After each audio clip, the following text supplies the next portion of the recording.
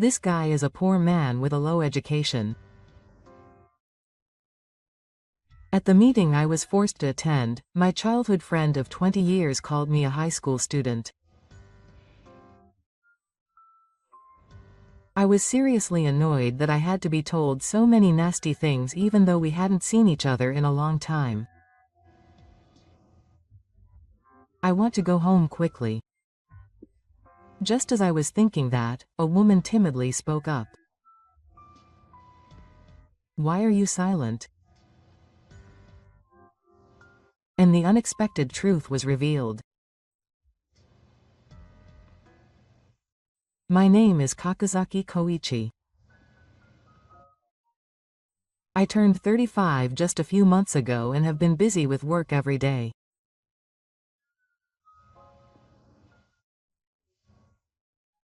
I've never been very good at romance, and before I knew it, I'd reached this age and been single. Even now, there is no one I'm thinking of marrying. To begin with, I had no confidence in my appearance at all. I was born ugly and was rarely told that I was cute when I was little.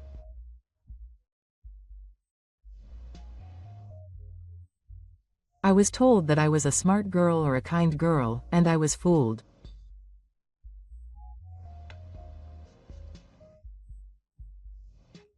I wasn't cute even in an era when almost everyone was cute, so my appearance didn't change even as I grew up.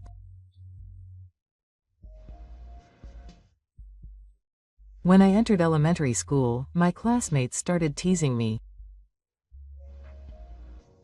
Hey, you're ugly. Your name is Take, not Koichi. You're a complete loser. I was told things like that every day, and I was so embarrassed.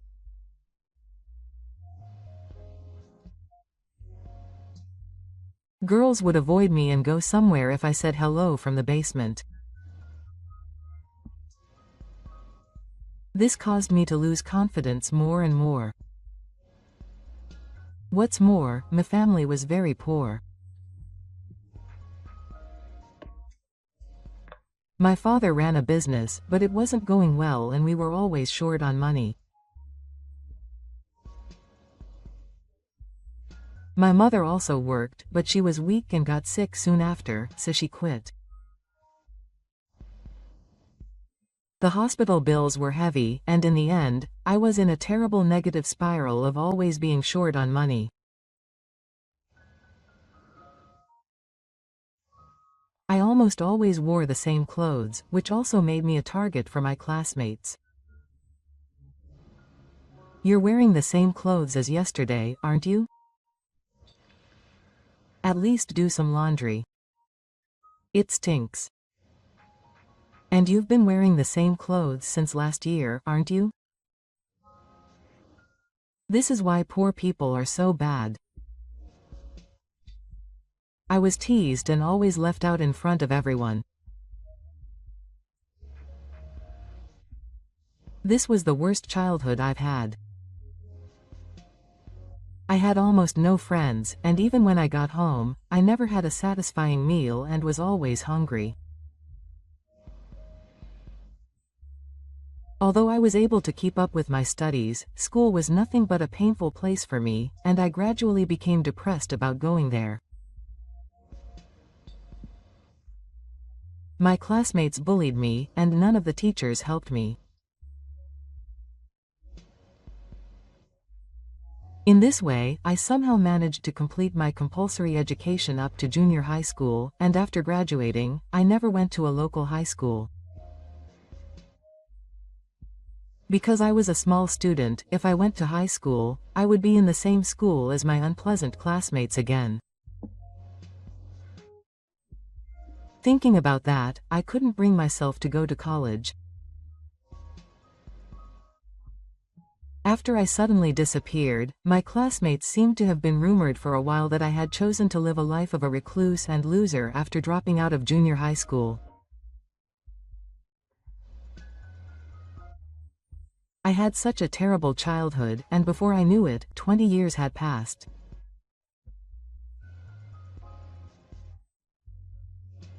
Now I've somehow managed to live a normal life, and I'm enjoying my days at work.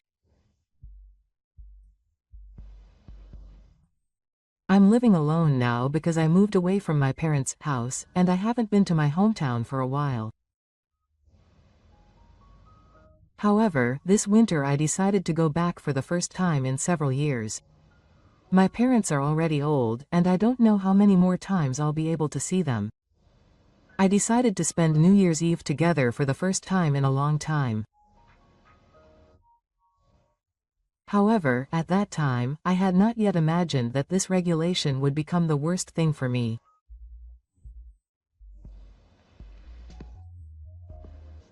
At the end of the year, when I was walking around my hometown for the first time in a while, someone suddenly called out to me, saying that I was a high school freshman. I hadn't run into a classmate in 20 years. I thought that this is a small rural town after all. He gave me the same unpleasant laugh as before and said, "Oh, you're still alive? And when did you get out of your hikikomori lifestyle? You're probably still living in your parents' house, living like a parasite. That's bad." Quote. He kept making nasty remarks as if he was making a judgment. I was instantly overcome with anger, but my old memories came back to me and I couldn't argue right away. Well, it's not bad. I tried to say that and quickly leave the place, but he didn't allow it. "Hey, you're bored now anyway," he said. "Let's have a drink together," and pulled my arm and started walking forcefully. I was on my way home, but it was okay to have a little. I'd been a hikikomori for so long, so I should see the outside world. He said I'd make him have some fun, but he wouldn't listen. I was instantly filled with a bad feeling.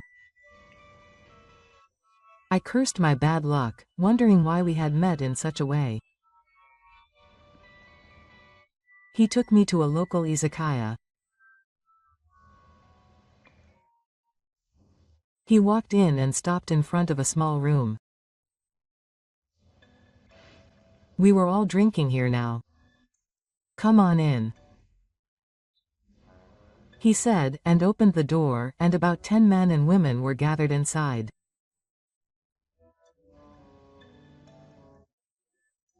I don't like drinking parties, and I rarely participate in these gatherings. Therefore, I instantly felt uncomfortable with the unique atmosphere of a drinking party.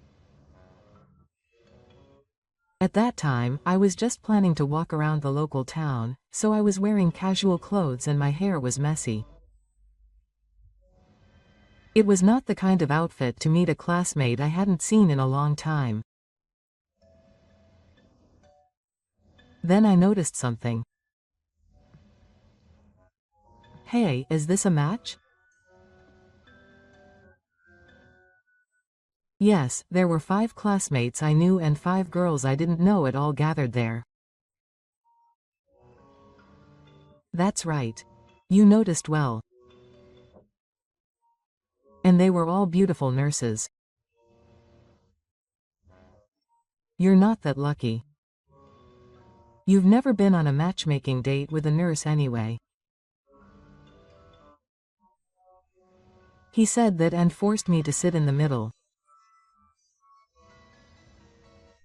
The meeting was my worst. Moreover, all the women were party girls who were all shy and guffawing. The rest were people who bullied everyone else. I wondered what on earth was fun about drinking with such a person, and instantly felt like going home. But of course, that was not allowed. The classmate was Ryuta. He was always the joker and popular in the class. He was also in charge of this meeting. Okay, then, since we have new friends, let's have another toast. Let's toast to this guy's escape from his hikikomori lifestyle. When he said that, he shouted out loud, and of course the women took the bait. Hikikomori? Was he a hikikomori? Then, Ryuta, with a look of anticipation on his face, began to explain the events from my childhood in a funny way.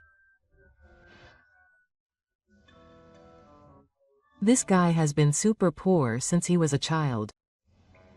He looks terrible today too. He's never cared about his appearance or anything since he was a child. This guy's super low-class poor life is quite impressive. I've been friends with him for a long time, so I know him well. Rita looked at me with a grin and told everyone.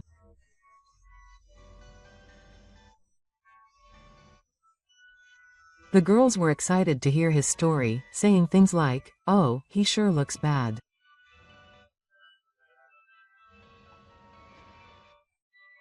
Of course, he was kidnapped suddenly.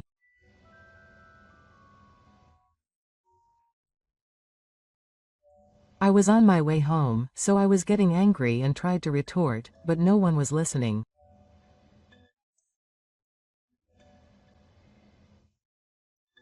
It's a crime to go out looking that ugly. You'll get arrested. Oh, he was always going to be a club member, he said, and he was even more nasty. In the end, Rita just wanted a clown to liven up the place. I was used as a drinking snack for a long time. He then started to tell funny stories about his poor life. It's the same with celebrities, but there's nothing more interesting than stories about when someone was poor. This guy wore the same clothes for a year. What? What's that? He doesn't wash them every day? Not at all. Everyone around him thought they stink. But this guy himself was not even aware of it. Wow, that's the worst. Did you wash your clothes today? I wonder? That's suspicious. They were making fun of me while saying that. It seemed like everyone had already spent a fair amount of time here, and I could tell they had drunk quite a bit. There were quite a few open glasses on the table, and some snacks for the drinks were lying around.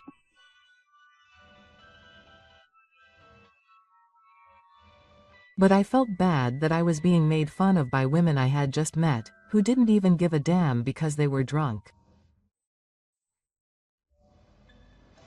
I decided to go home at a certain point. Until then, I didn't say anything unnecessary, and concentrated on enduring it desperately, thinking that it was better to keep quiet.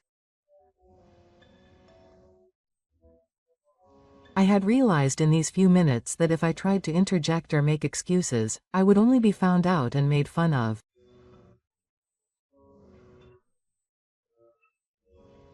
After that, they continued to talk about how I had been a hikikomori since junior high school. It's been a long time since I've seen him today. It's been decades since I've seen him, and he's a hikikomori for a long time. Seriously? They say there are a lot of adult hikikomori these days. I never thought someone like that would be so close to me. I'm sorry, but I can't sympathize with him. In fact, I wasn't a hikikomori or anything, but no one seemed to care about that fact at all. After that, he continued to be insulted, and he became a timid, uneducated, poor man. And then there was the option to be a hikikomori. Now, everyone was making the worst jokes about their boyfriends. But then an unexpected development occurred. It was triggered by a comment made by one of the women on the other side.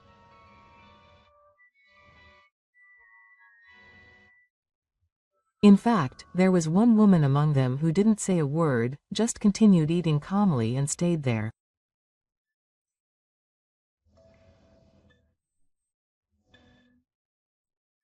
Then she finally looked at me with a grin and said, "Why are you silent, Chairman?"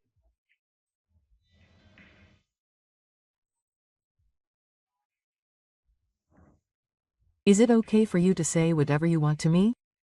Wouldn't it be better to tell me the truth, Chairman? Her name is Kobayashi. In fact, we knew each other. But we both kept quiet as if it was an unspoken territory. Everyone looked confused at her words for a moment. Silence continued. What do you mean? Do you guys know each other? By the way, you just said this guy is the chairman? The chairman? That chairman? What do you mean? Tarita bombarded her with questions.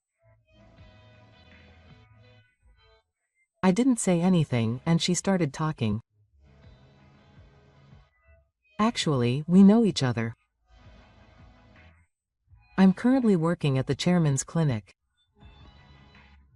But who have you been talking about all this time?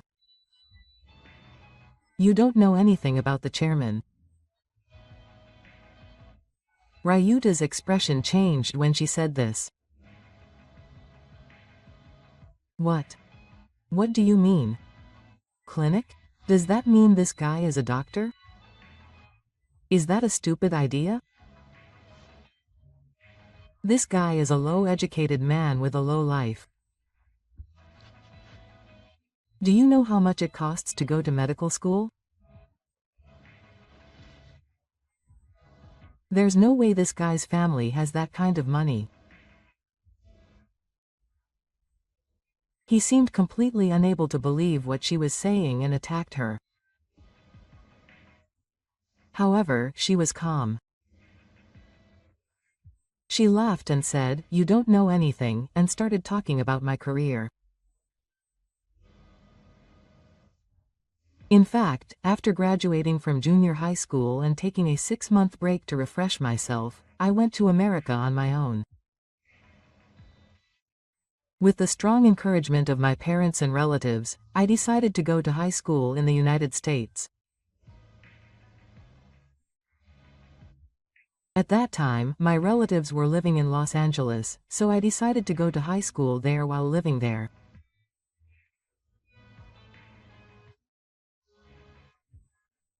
However, I naturally had no friends in Japan, so I flew there without telling anyone, so no one knew me, including Ryuta. After that, I lived a life like a different person in Los Angeles. No one bullied me because of my appearance. Moreover, at first I could hardly speak English, but still, no one was rude and I was accepted. As if encouraged by that atmosphere, I showed my true colors. I was proud of my top grades and studies, and I went to medical school with my elementary school tuition. I had always felt that I was good at studying, but I never thought it would be this good, and it was a surprise to me. After that, I studied hard in Los Angeles and became a doctor, which was my dream.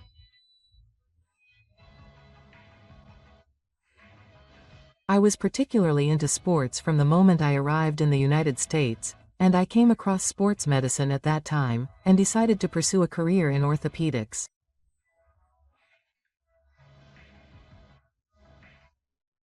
Since then, he has trained and worked in the US for many years, and just last year, he returned to Japan and opened his own clinic. Saw happened to be a nurse working at my hospital. Neither of us expected to meet in a place like this, so we kept quiet because it was so awkward. Huh? You're kidding me? I mean, he was bullied so much, poor and ugly. I can't believe it. Ryuta listened to Saw's story, but he still didn't want to believe it, even though his face was drawn. It's true. This is the clinic's website. However, when Saw handed him his smartphone, he had no choice but to believe it. It's no way. Rita muttered with a frozen expression. He never dreamed that I, who he had always thought was a recluse, would go to America, become a doctor and be successful.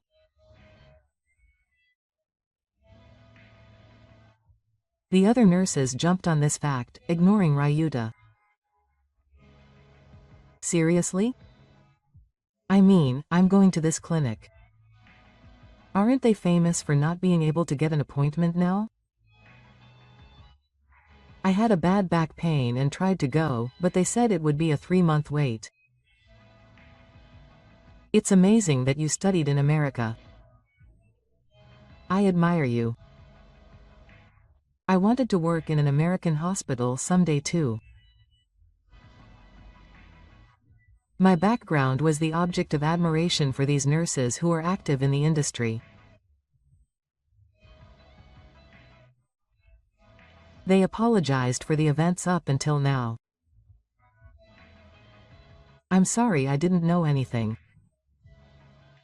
I thought that the fact that you're a hikikomori was true because Narita, your childhood friend, said so. I'm sorry too. You can say things that make fun of me, it's fine. Don't worry about it. I was surprised by the unexpected turn of events, but I accepted their apology. To be honest, I didn't intend to reveal my true identity at today's meeting. I came here with this kind of expectation, and above all, I didn't think that I would ever meet Ryuta and the others again.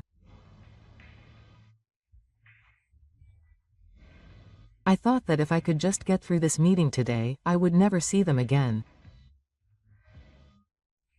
But thanks to Kashisa, the situation took an unexpected turn and I was screaming in my heart. I could see that Yuta, who was sitting in front of me, had lost all his energy and was now looking depressed and frustrated, as if he had been hit hard on the head.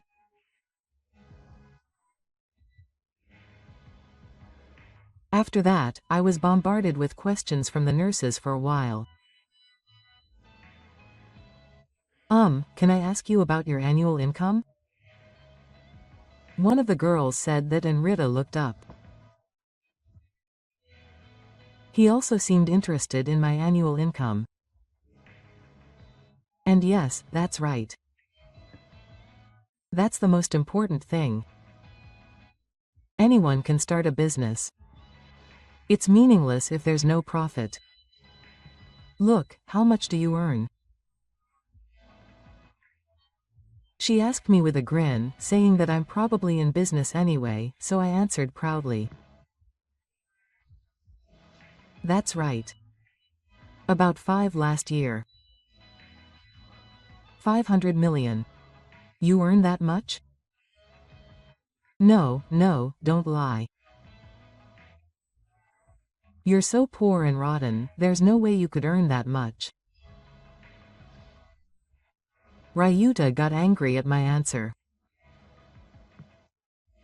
He is a local office worker and earns only about 2.5 million yen a year.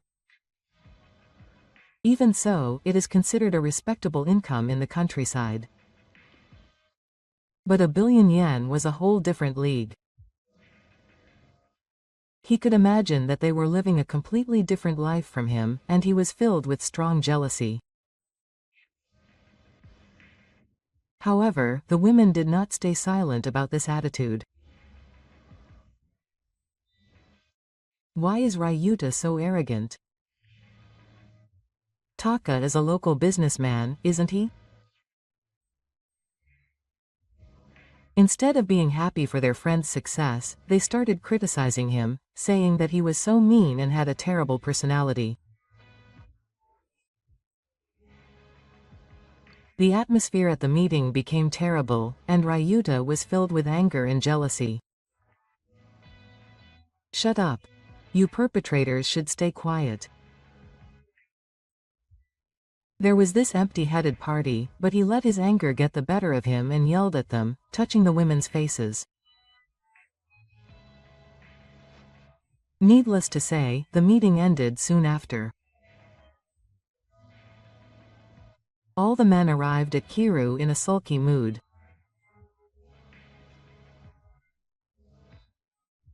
Meanwhile, everyone asked me for my contact information, and I promised to meet them somewhere else next time to hear about my life.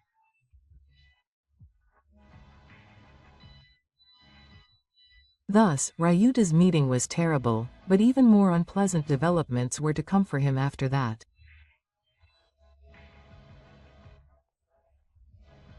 In small local areas, rumors spread quickly, and my case was no exception. A few days after the meeting, most of the townspeople knew about my success. And the parents of Ryuta and his classmates all told them dark secrets. You should learn from his efforts. I'm really jealous of Koichi-kun, who has a son who is so good that he's living off his parents. His parents must be very happy. In comparison, when it's my turn, you should stop being such a slob and earn more money. They were all still living at home. And my parents were hurting that reality and calling me an apprentice. For Ryuta and the others, this was the greatest humiliation of all. They had been bullied so much up until now. They thought I was much lower than them, but now they were being called an apprentice. They were going crazy with frustration and jealousy. But realistically, they couldn't become doctors, and it was easy to imagine that they would continue to live boring lives in this hometown. That reality drove them to jealousy again. It was also easy to imagine me living a glittering life in Tokyo, eating delicious food, traveling abroad, and making my life into a king.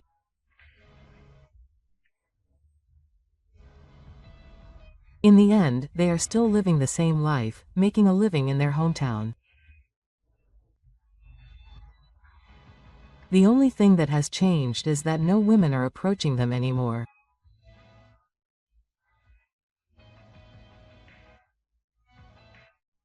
Rumors that they have the worst personality, yelling at women at izakayas and constantly saying bad things about their friends, spread at the speed of light, and after that, no women were interested in them.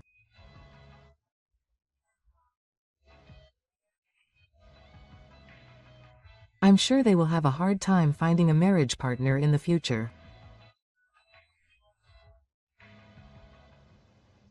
I was grateful to Sato for this unexpected turn of events, and it was a moment when the long-standing frustration finally cleared up. Since then, my work has been going well and I've been busy every day.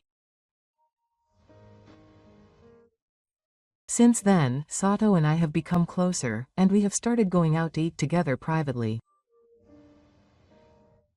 I'm looking forward to what the future holds for both my work and private life, and I'm living my life into a king every day.